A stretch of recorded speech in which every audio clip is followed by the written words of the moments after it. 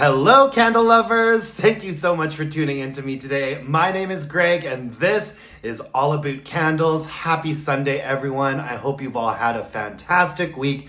Every Sunday on my channel, I like to do the weekly wax wrap-up. This is when I go through all of the candles that I finished burning this week, talk about how they smelled, how they performed, all of that good stuff. Some of these candles I do have full-length reviews out for, so if you're interested in watching those, I will link to them below. I also mark these weekly wax wrap-up videos with chapters, so if you're interested in skipping through this video to the parts that you prefer to watch, feel free to go ahead and do that. Once I'm done going through all of the candles, I usually chat a little bit about candle company news, and lately I have been doing recaps of Sex and the City at the end of the weekly wax wrap-ups. I love talking to you guys about that terrible show in the comment sections, so stick around, grab a snack, let's get into it. The first candle that I wanted to talk about is Vanilla Noir from Bath & Body Works. Just finished burning up this one. I love the packaging on this candle. I think it looks so sexy and chic and fabulous. I like the text box. I love this sort of patterned silk or leather. And we had a black lid on this candle. I enjoyed this one. I love this fragrance. The scent notes on it are rich vanilla, bergamot spice, and patchouli. I actually have a full-length review out for this candle already, and also I did a review of the cologne and the body care. If you're interested in checking that out, just look in the description box below. I think that the candle smelled significantly different than the cologne did. The biggest difference being that I think there's a much more prominent leather note in the candle, and I also think that the vanilla note is much more prominent in the candle. The cologne, I feel like you got a lot more of the sort of citrus and spices. I have to say, I think that I prefer the way that the candle smells over the cologne. On top, you do get just a little bit of citrus and spice, but for me, the heart of this fragrance, the majority of it, the middle section of the fragrance, is a really nice, like soft and supple leathery note, which is interesting because leather isn't listed in the scent notes here, but I think this is predominantly a leather fragrance, especially in candle form. And then in the base of the fragrance, you have a really nice, smooth, and creamy vanilla. It's not like a really super sweet vanilla. It's just sort of a nice and smooth vanilla that really balances the fragrance out nicely. Yeah, I really like this, you guys. The performance on this candle was such a mixed bag, though. I did burn it all the way down until the whole candle had liquefied and I could see the wick nickels. Really nice clean burn, nice clean wax at the end of it there, but this candle was just so inconsistent. I'd say that the first half of it burned really nicely, and then the second half of it was a nightmare. So I almost feel like I have to do like 2 separate reviews of this. The first half of the candle, nice deep even wax pools. I'd say that in my more open space, it was around like a 5 or a 5.5. When I had it in the bedroom, it was getting up to like a 6, I'd say it averaged at. I do wish there had been a little bit more strength and throw. Unfortunately, the entire last half of the candle was just dud out city. I'm talking itty bitty wicks and teeny tiny flames, and it was really frustrating because when a candle does that, it really does affect the strength and throw. The last half of the candle was getting completely lost in my more open space, and then in a smaller space, it was maybe getting to like a 4.5 or a 5. I got so frustrated with it that I did something I almost never do, and I used some cotton pads to soak up a little bit of the wax, but in my experience, that's only ever a very temporary solution to the problem, and indeed with this candle, that's what it was. It would burn a little bit better for maybe a half hour or so, and then it would just completely start dudding out again. So it was a really mixed bag when it came to performance, and it was super inconsistent. All of that being said, I like this fragrance, particularly this fragrance in candle form, so much that I do think I'm probably going to get myself at least one more, knowing that I can burn the first half of it in my bedroom and get some reasonable strength and throw out of it, and then I'll probably just put the last half of the candle either under a candle lamp or in a candle crock to finish it off. I don't mind doing that with candles if it's a fragrance that I really, really like a lot, and so it might be a repurchase for me. It probably will be. I have a hard time recommending a candle, though, that is just this inconsistent. Anyways, yeah, Vanilla Noir. Great fragrance, but as far as a candle goes, definitely a mixed bag. I also finished up a Mahogany Coconut from Bath and Body Works. And this is one of the more recent releases of Mahogany Coconut, the most recent neutrals line that we saw this candle in. And I just love this candle. I love this fragrance. I talk about this fragrance all the time on my channel. I think I go through 1 or 2 Mahogany Coconuts every month during like the summertime. The scent notes on it are creamy coconut, mahogany woods, and English lavender. And yeah, I really think it's my favorite coconut fragrance from Bath and Body Works. I do. It's so rich and creamy and woodsy. It's a very like mid to lower range fragrance, which is fairly unique for a coconut fragrance from Bath and Body Works. And it's got like that sort of coconut on top and a little bit of a floral. And then in the base of it, there's a really nice and creamy woodsiness. I just love this fragrance so much.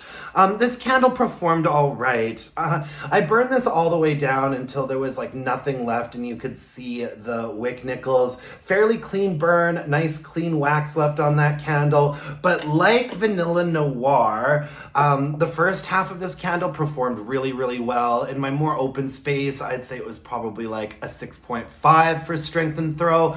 Putting it in the bedroom, it was like a 7 for strength and throw. But like a lot of the candles in the neutrals line, the last half of it did a fair bit of dudding out. It wasn't quite as bad as Vanilla Noir, but there was a lot of dudding out happening for the last half.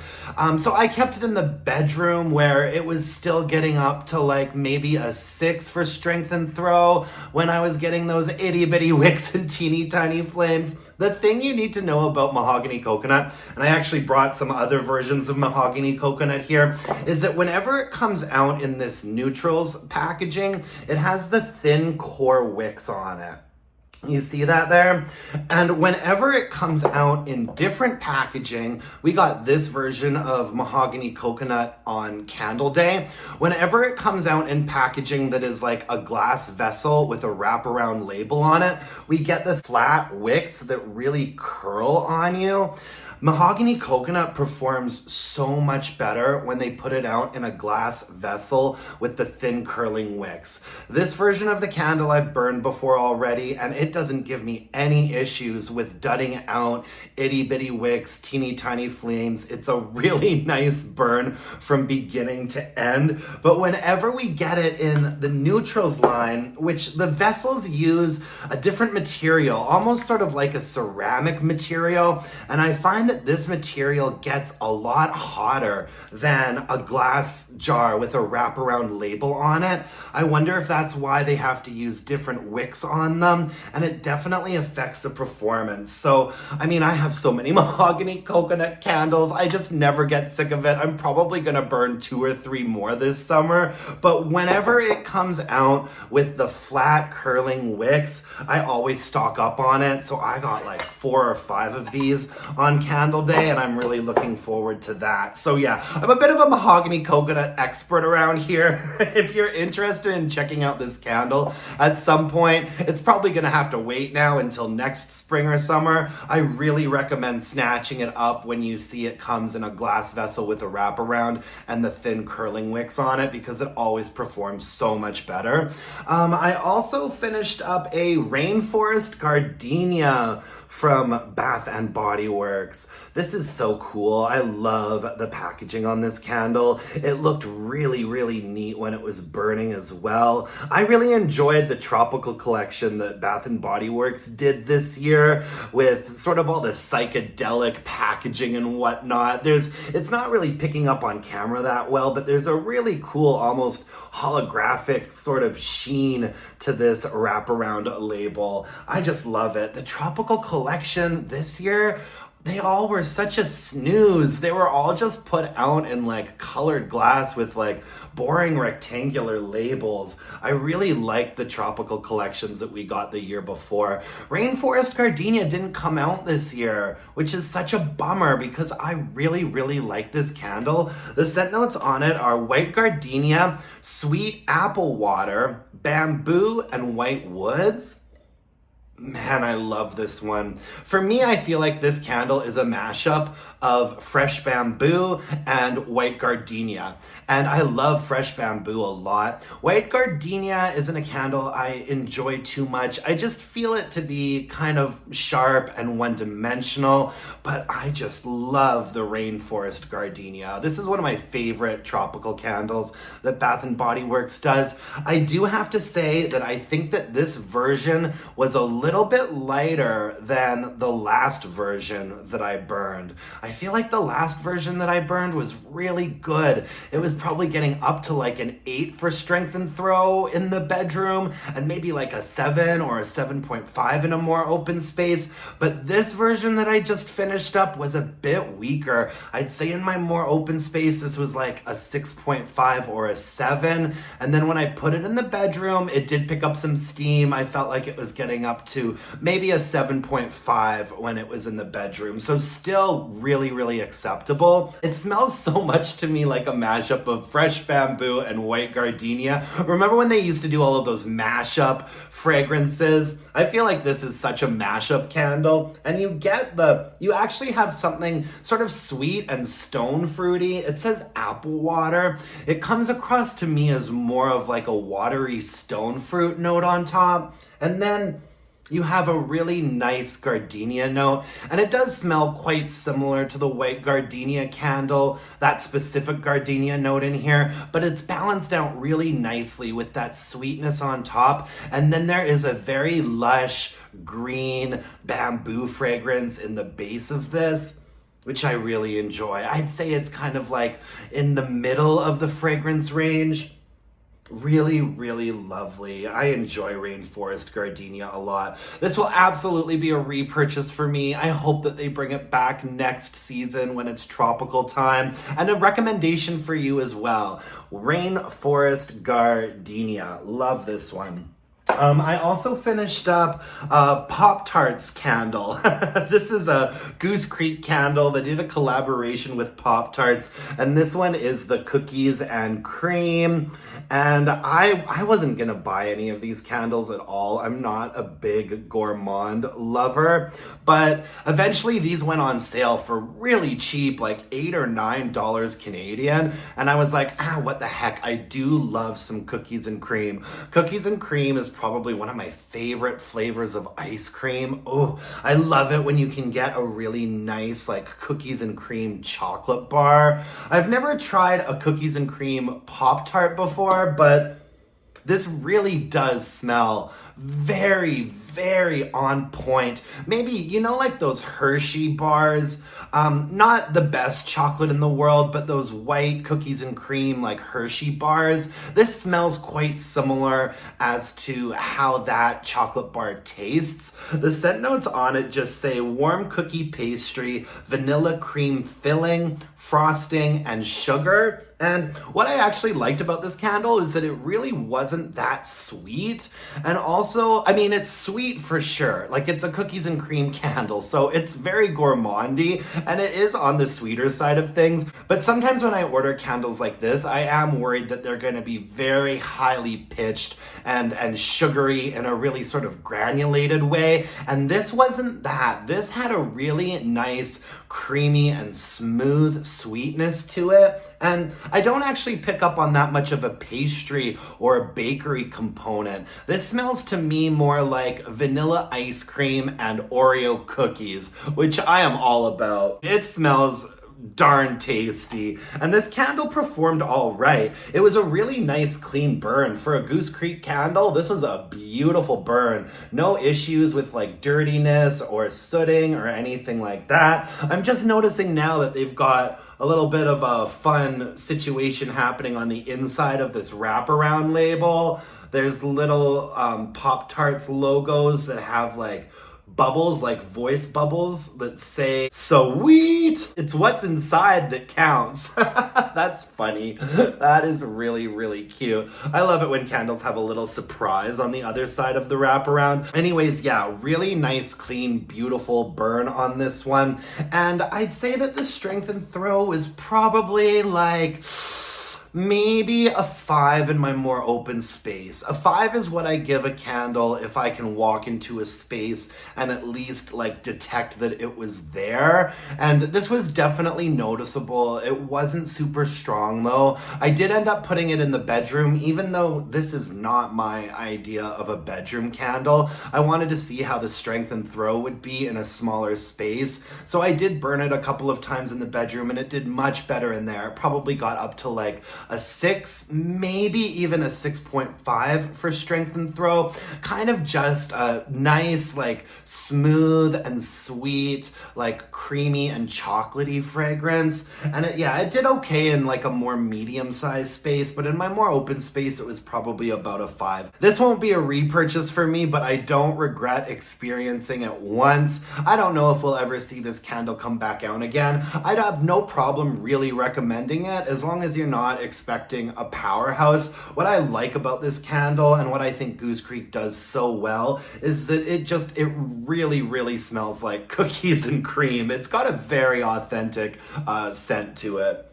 Yeah, really fun and interesting. And I also finished up a Beach Dreams from Goose Creek. Look at how beautiful this packaging was.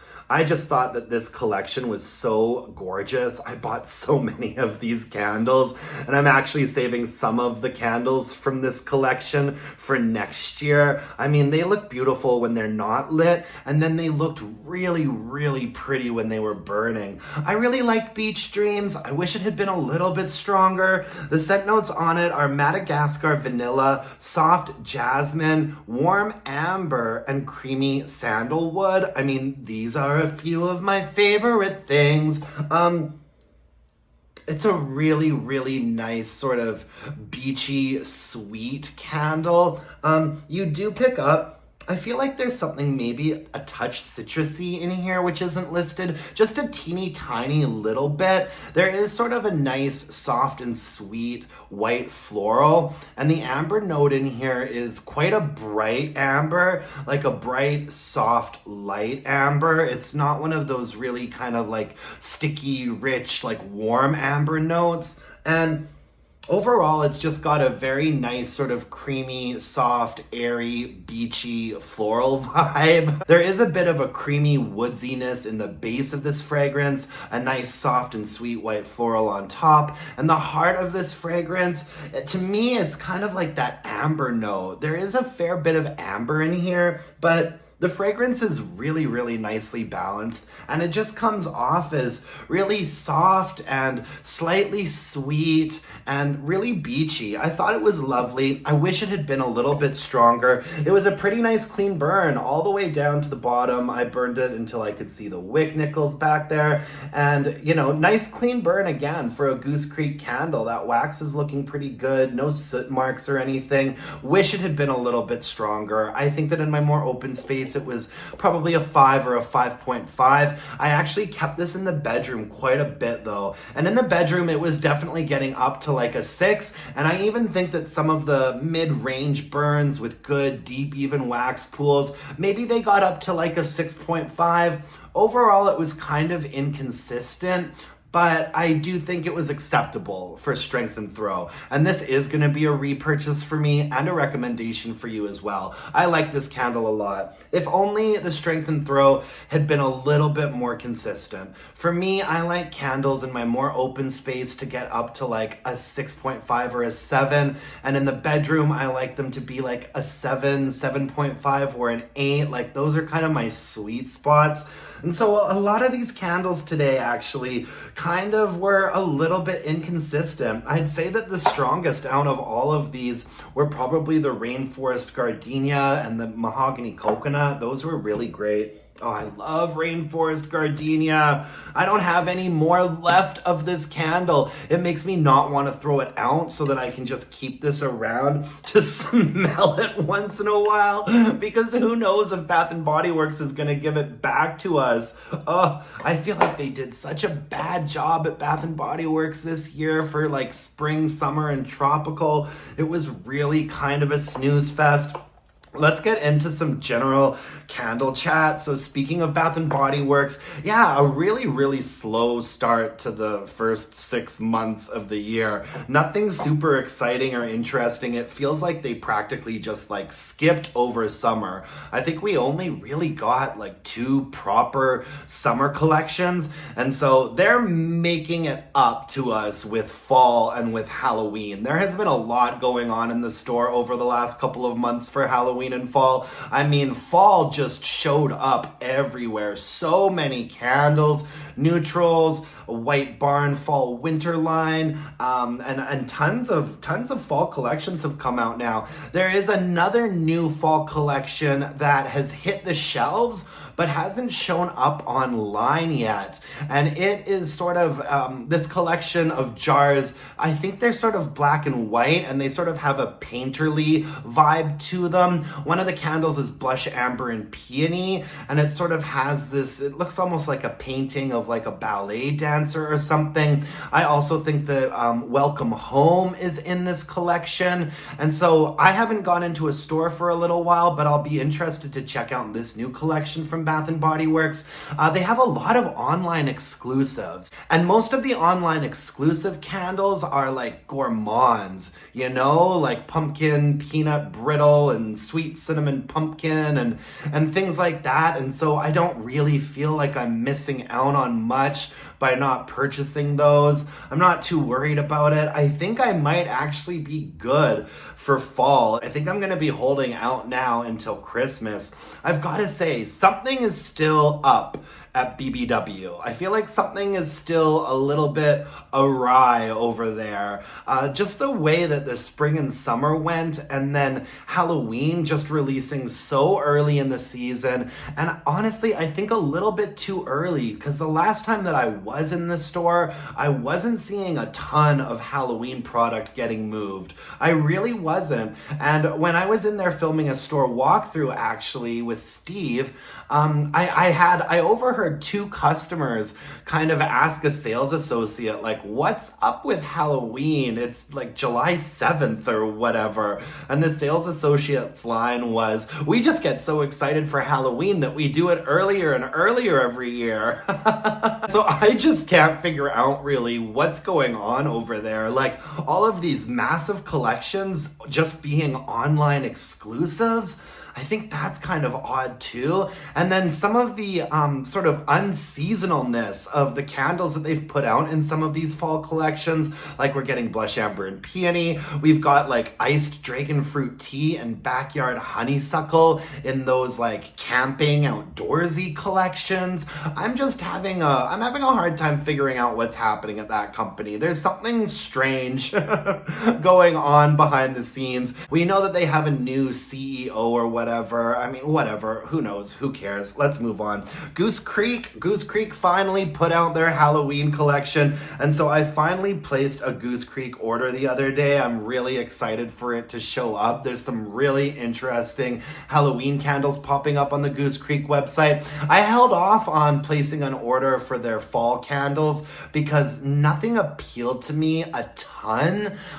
Fall candles at Goose Creek, a lot of gourmands. a lot of cinnamon gourmands and pumpkin gourmands, and that's just not really in my wheelhouse. But as soon as I saw that they had Halloween up on the website, I was like, oh, I'm gonna have to place an order right now. So some of the new fragrances that we've got from Goose Creek, we've got Haunted Spellbook. And I think the packaging on these Halloween 3 wicks look really good. The scent notes on this Haunted Spellbook candle are vintage leather binding, aged paper, and dusty cedarwood. And I'm wondering if that might be a repackage of one of the candles that came out in the Beetlejuice collection.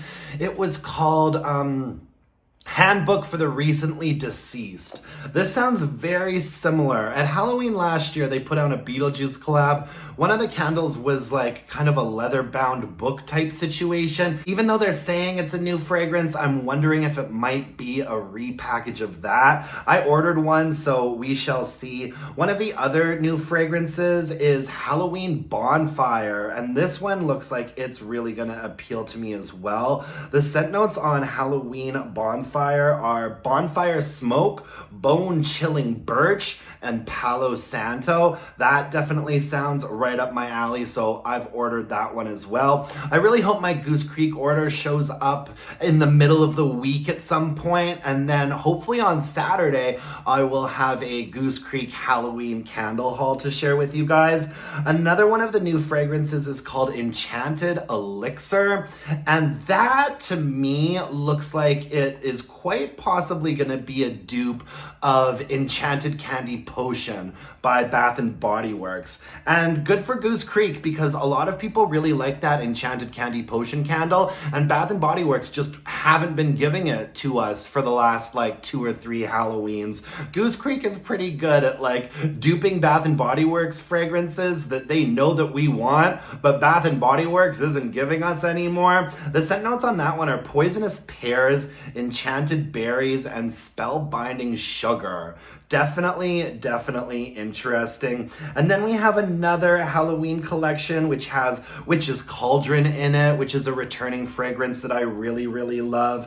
And also a Twilight Graveyard, which I ordered because that one definitely sounds right up my alley. Maybe this is gonna be a dupe of that Moonlit Graveyard candle that Bath and Body Works did for Halloween one year. The scent notes on it are Graveyard Soil, Tombstone Moss, and Misty Fog. That also sounds like it could as well be a repackage of one of the Beetlejuice candles that they put out last year. And then one of the other new Halloween fragrances from Goose Creek is called Scary Cherry Brownie. And even though this doesn't sound like something that's really up my alley at all, I'm super curious, and so I ordered this one. I'm wondering if it's gonna smell a little bit like Black Forest cake or something like that. The scent notes on Scary Cherry Brownie are Blood Red Cherry, Creepy Cocoa, and Frightening Fudge Brownie. So yeah, and then I also did get a couple of the fall candles from Goose Creek that I'm interested in. There's one Moonlit Slow Dance, and then there's also like Campfire Candle, and what sounds to be like a sort of mossy, woodsy candle. So I've got some fall and some Halloween coming from Goose Creek, which I'm super excited about. Kringle Candle has launched all of their Halloween. All of the big Halloween Kringle candle lovers were probably on their computers at 12:01 a.m. on August 1st trying to get their Halloween Kringle fix. I don't buy from Kringle anymore, so I'm sitting this one out, but they do have some really interesting Halloween fragrances and Halloween packaging for their candles. However, I've already seen, they just posted on Instagram that they've already sold out of one of their really popular pumpkin candles, and they also just posted on Instagram that they are overwhelmed by the amount of orders that they've had for Halloween. Who would have thought so many people would have ordered candles from them? And they're saying on their social media, sorry guys, like we just got swamped, so expect some major delays on your Halloween candles. Like, Kringle, get it together. You've been amping up this whole Halloween situation for weeks now, telling everybody that they're gonna need to be online at 12:01 a.m. on August 1st to make sure that they're able to get everything that they want. They've already sold out of one of their popular fragrances, and they're already telling people they're swamped, they're overwhelmed, the orders are gonna take forever. Honestly, and that's one of the reasons why I quit buying from Kringle Candle. One time I ordered from them and it took a month for them to get me my order. And this is something that's been an issue with them forever. So I don't understand why, when they're not doing their massive Christmas release, their massive Halloween releases, why is it not all hands on deck? You know what I mean? You can't, there's nobody around. They can't get a couple extra staff on for a couple of weeks or something to help them get all of these orders fulfilled. Like, I don't get it, you know? And so there's already people complaining that they've sold out of that pumpkin candle. A couple of weeks from now, there's going to be people complaining that they still haven't gotten their Halloween order. And then a couple weeks from that, there's gonna be people complaining that there's no strength and throw on their candles. I'm sorry.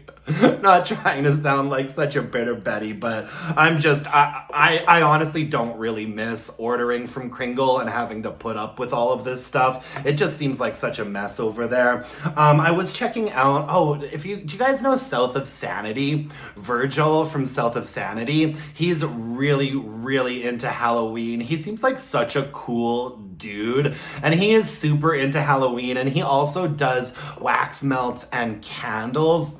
And I've never ordered from him before, but I think I might order some of his candles this year if they ship to Canada, because he's got some really cool packaging and some really interesting looking fragrances. And I just think he's like such an interesting dude. I love watching his channel. I was watching his Bath and Body Works like Halloween haul, and he got that vampire cat, that like flocked vampire cat candle holder that has sort of like a felt, like fuzzy, like finish to it. And people have been wondering if it's like a fire hazard that this candle holder is like got felt on it. So I'm watching Virgil and he takes a lighter and starts lighting his poor little vampire kitty on fire to see what happens. I was just cracking up. Anyways, if you really are into like cool Halloween stuff and wax melts, check out Virgil from South of Sanity. I'm waiting to see, apparently it sounds like he's gonna put out some Halloween candles as well at some point in August. And so I'm looking forward to seeing that. And I think I might place an order from him this year. I just really enjoy watching him on his channel. Sticking with the whole Halloween mode here, I just posted a candle haul that I did yesterday of Halloween candles from Village Candle. And I have to tell you guys, two of my very favorite Halloween candles ever are Ghost Cemetery and Haunted Mansion from Village Candle. I burn those candles every single Halloween. And this year I also wanted to try out their Pumpkin Scarecrow candle. And so yesterday I posted a haul of that. If you guys want to go check it out, I'll link to it below. I absolutely love those candles. Those are candles that I get really excited for during Halloween every year.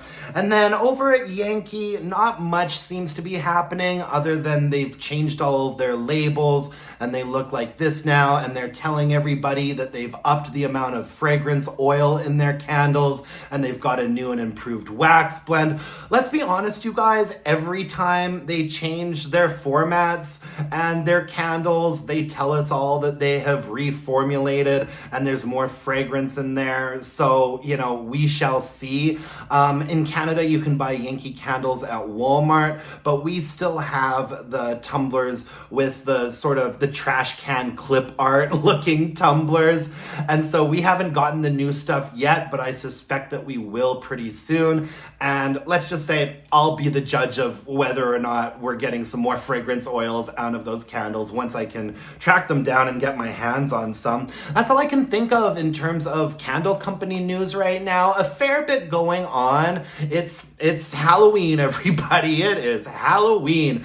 Now we have to talk about my least favorite television show, Sex and the City, and just like that. Good Lord, you guys, this episode was really awful. Really strange. And I've got to be honest, this episode wasn't even terrible in the way that makes me giggle and laugh and enjoy it. It was just straight up terrible. I mean, terrible. Let's kick things off with Seema, my favorite new, terrible, least favorite character. She is the man-hating chain smoker, and she is dating Carrie's gardener, and Carrie's gardener's name is Adam Karma because he's one of those real, like, salt of the earth guys who likes all natural this and eating oatmeal and whatever. I mean,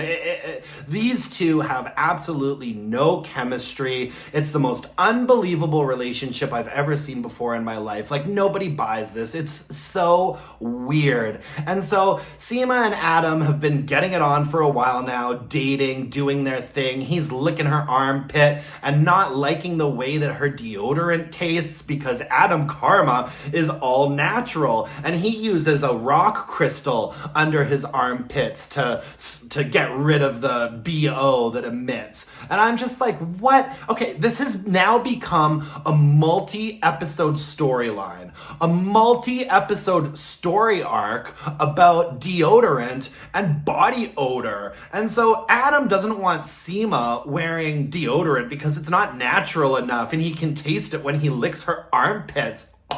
And so he uses a rock crystal.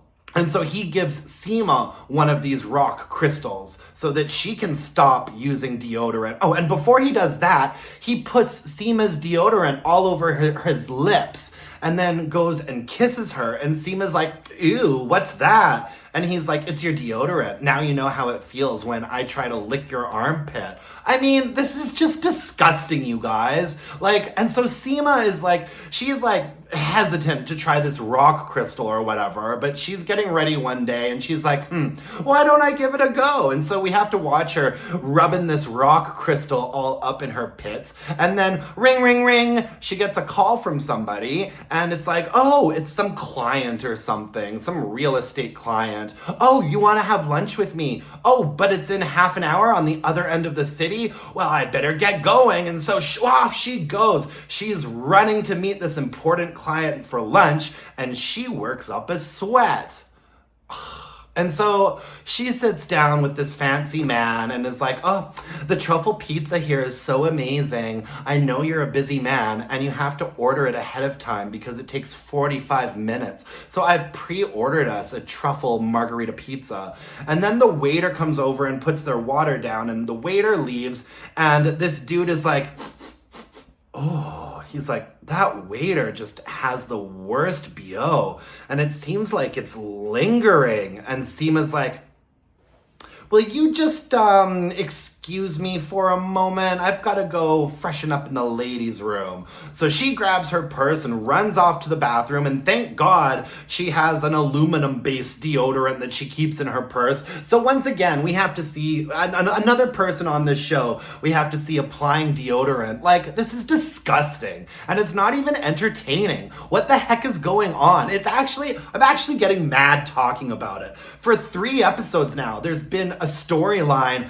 about body odor and deodorant, and we've had to watch these characters kissing each other's armpits and licking each other's armpits, and like, it's just gross. Like, can we stop now? This is awful.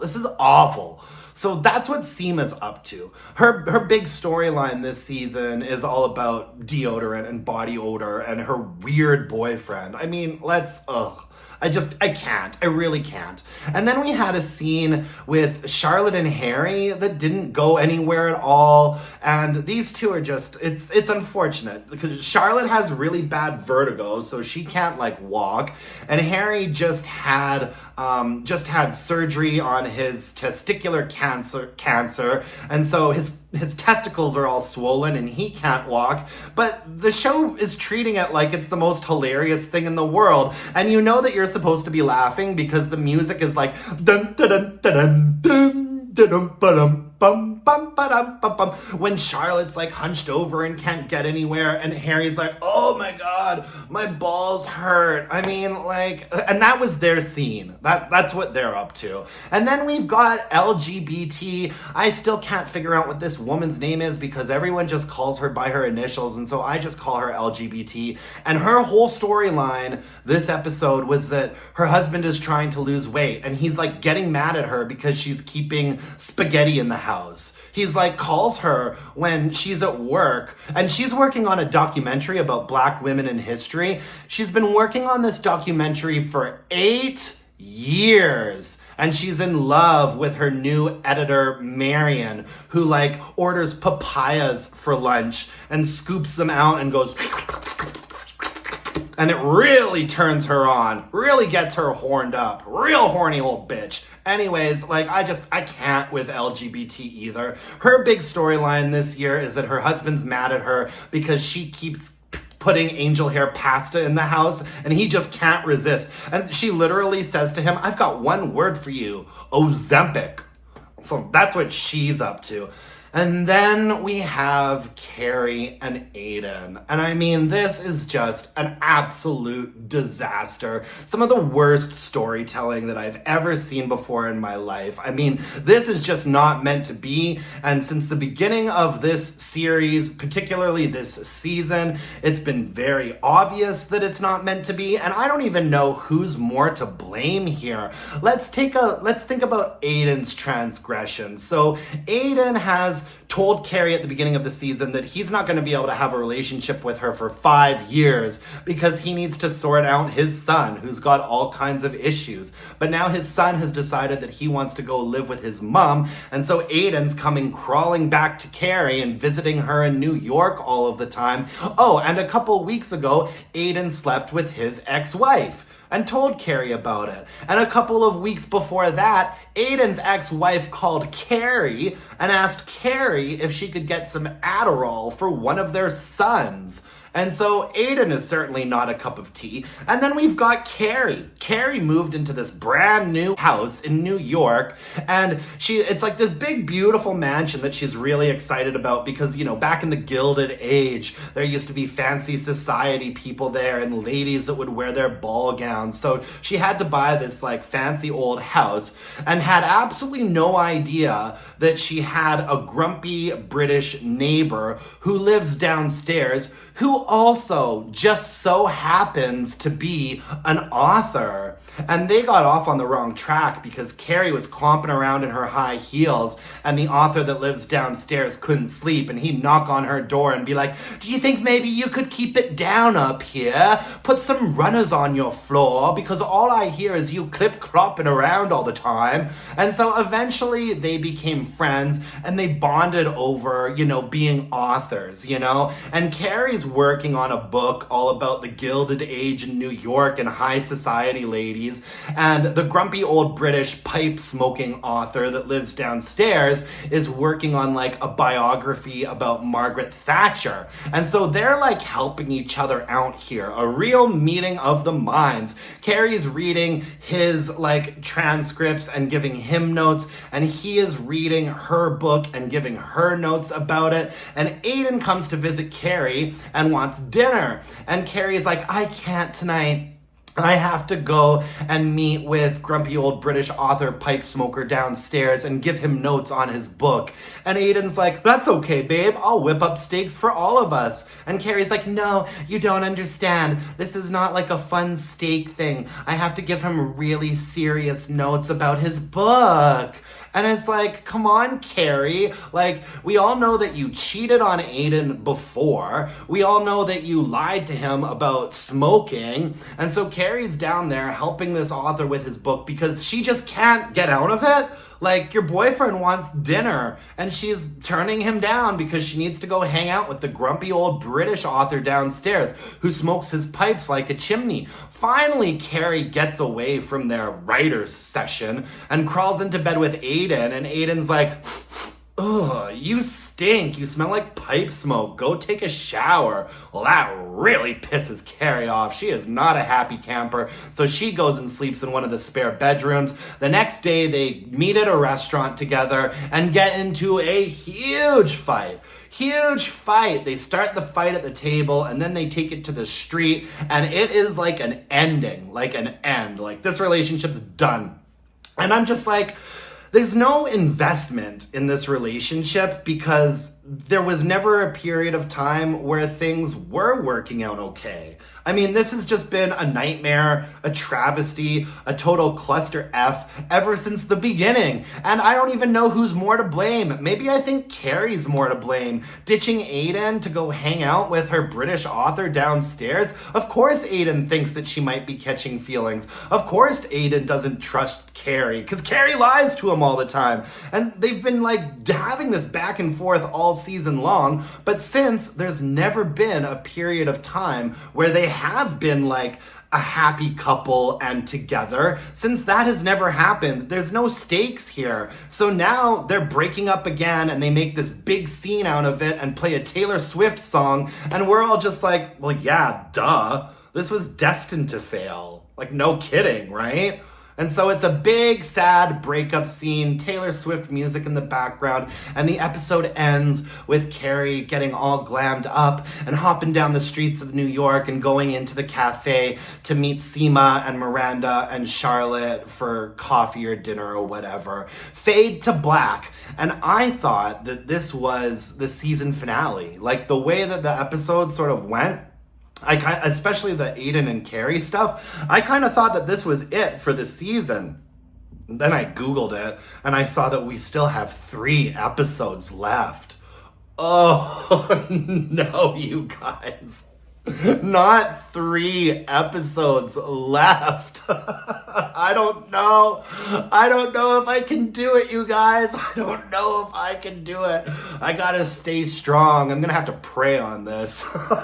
Because let me tell you, this one was a hard one to get through. And this episode was only like half an hour long too. And you know, guys, I watch the episodes twice. I watch it once, like maybe if I'm doing something else and not really paying attention. And then I watch it a second time and I'm like taking photos once in a while, because going through the photos is what helps me sort of recap it to you guys at the end of my weekly Wax wrap-ups. So I'm watching this terrible show like twice a week now. 3 episodes left. I'm gonna stick it through, my friends. I'm watching this show so you don't have to. And my favorite thing about covering it is complaining about it with all of you guys in the comment section. So please sound off in the comment section below if you've seen it, what your thoughts are. Let's joke about it. Let's hate watch this. Oh, and also there's a podcast that you can listen to where all of the writers of the show talk about how genius they are, and they all congratulate each other for writing such rich characters and engaging storylines. I mean, oh my God. Anyways, that's all I've got for you folks this week. Thank you so much for joining me. I really appreciate it. You can follow me on Instagram at allabootcandles and email your burning questions to allabootcandles@gmail.com. If you could hit me up with a like, a comment, subscribe to my channel, share this video with somebody that you know that might like it, that would really mean the world to me. And until next time, my dear, gorgeous, and beautiful candle-loving friends, let's burn some candles and bitch about it. Thanks, you guys. Bye for now.